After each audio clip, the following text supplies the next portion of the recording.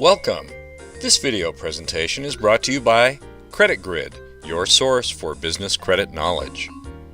In this segment, we'll discuss growing a business, maximizing cash flow, and increasing sales. Every business typically goes through a four-stage life cycle. 1. Startup. During the startup and growth stages, the owner typically contributes the majority of the capital. The second is growth. During this time period, sales tend to fuel the business. And third, during the maturity phase and the transition stages, the owner usually draws out capital and makes a harvest. As a business grows, nearly every small business owner faces what might be called the financial balancing act. Here are a few key points to remember. First, balancing your business and personal finances is challenging. If you overstretch your personal finances to support your business, or tend to mix your personal and business finances inappropriately, you may expose yourself to personal financial liability and loss.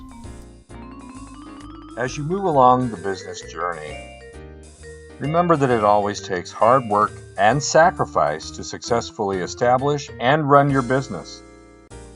You need to devote a lot of time, effort, and financial resources. One hard thing to get used to is that when you're running your business, you pay yourself last after you pay your employees and creditors and other obligations. It's tempting to try and pay yourself a little bit off the top out of the cash register. Do not do it. You may need to borrow against your personal credit, but be careful not to overextend yourself financially.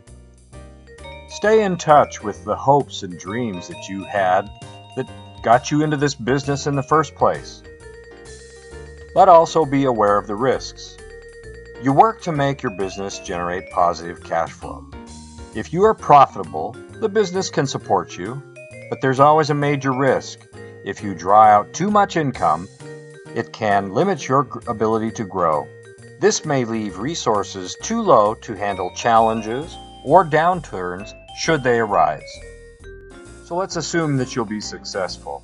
Eventually, you have to make a decision about whether or not it's time for you to scale up your business, which means get bigger. As your business matures, you need to think about the time and effort that you continue to invest in that business and the extent to which you want to remain personally involved over time. It's important that if you have a financial interest in this business and you have personal obligations with respect to that business, you need to stay involved and not just be trusting. Make sure that you are getting a good return on the investment of time, money, and effort that you put in. So let's say that you want to grow. Here's some borrowing rules. Create a cash flow projection for your bigger business in that new situation. Analyze the revenue versus costs that were needed to create that growth. Consider the risks. If your business is unable to repay the loan, you are legally responsible to do so. Look ahead financially. Consider the future ups and downs of your business and how these will impact your finances.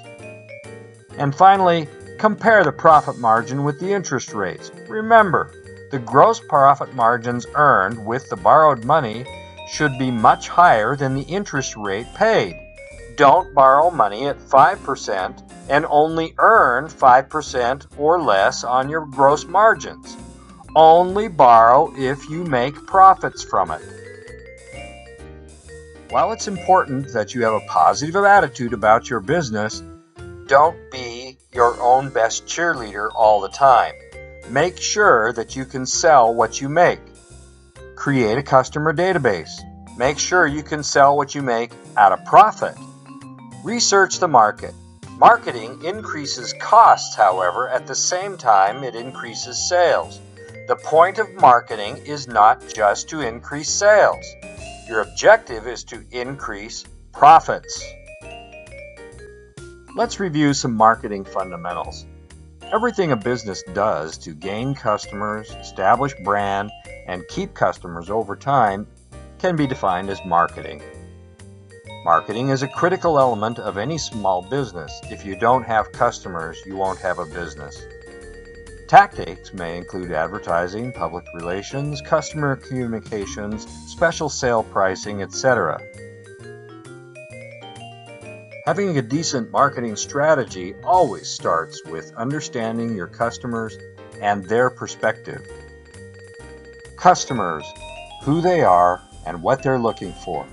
A customer database is a great tool to help you market your business and keep it successful. But make sure that you also involve your customers and seek their feedback on ways to improve. Connect with them. Sometimes the most effective things we do for marketing are also affordable. Use simple methods first. Produce your own marketing materials. Use email and online promotions. Involve your customers in planning your marketing efforts. Know what resonates with them. Mail thank you cards to their clients. Use focus groups. And remember, product, promotion, price, and place are the 4 P's of marketing. Thank you very much for watching. This video is a presentation of Credit Grid, your source for business credit knowledge.